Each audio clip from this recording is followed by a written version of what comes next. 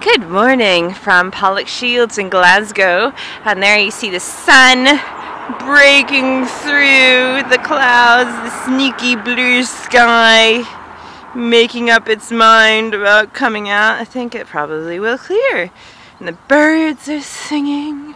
It's a beautiful Saturday morning. Hooray! You can see. So good morning. How are you today? Great dance today. Man, the clouds are just so inspiring. And had a couple of visitors come and ask me what I was doing. I'm like, I'm dancing. Obviously not to you. And so that was great. First was Huey, who is an much older gentleman. I've seen you here before. So he's like, he said, I brought a glow to Pollokshields. He was genuinely disappointed to find out I wasn't here forever. Which I think is so wonderful. He just said that he's seen me here before and he thought it was really wonderful.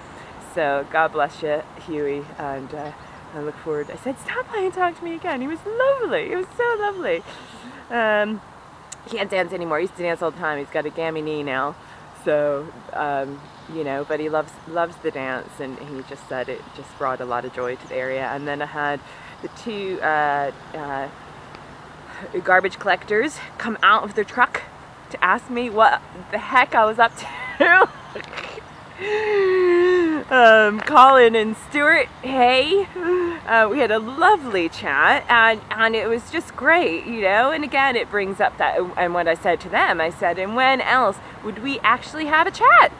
Never, ever. So this is one of the wonderful things about doing this practice. It allows for such a wonderful, positive exchange.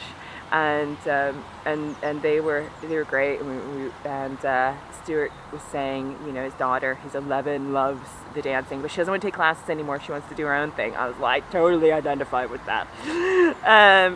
So that was great. And I was dancing yesterday. I went to the most fantastic talk by my friend Alex Wild, who is doing a community growing eating project. So the fact that it's eating, it means obviously that is very important to me, as that's one of my two favorite things, dance and food. And it's amazing the work she's doing. She's working with, and I forget her name, another community artist from The Hague, and they are initiating all sorts of community growing projects about growing food in your communities and reclaiming green spaces and working with communities, and within that is actually making things and bringing people together around bowls of soup and pies and stuff like this. And she's done some absolutely fantastic projects, and I commend her, and I'm so excited for the possibilities of that project. So I think these when we talk about the world we want to create, or I speak about that's the world I want to create. So I have nothing but praise for that initiative moving forward, because I think everything that it represents in terms of reconnecting us to the earth and bringing people together through shared positivity and nurturing, shared nurturing, you know, the nurturing of one another and the nurturing of our communities, and the idea of growing something, you know, and actually witnessing that, I think. And reclaiming these spaces is just it's just all good. It's all good. So I dance for that. That the facility to do that increases, and in terms of that, it attracts a lot of folks who to participate, and that the bureaucracy is very little within the context of it happening, and the funding and all the other stuff that she needs for that to happen, because I think the long and the short-term benefits are immense and needed, and so it was a great dance for that today. And it's interesting because I was like, we've got things called allotments here, and I believe, you know, it's funny because I grew up in Philadelphia, where I grew up. You know, my dad always grew things, and that was just part of. But the climate's really different there. But of course, our food production is, you know, and in particular in the past 20 years, everything's been sent overseas. So we're so dependent upon oil, because even for us to get our food, we're dependent upon that. So it's the whole idea of bringing it back to this land. Yeah, absolutely. And there's nothing, you know, like, whilst I'm not a gardener per se, I do manage my own garden just.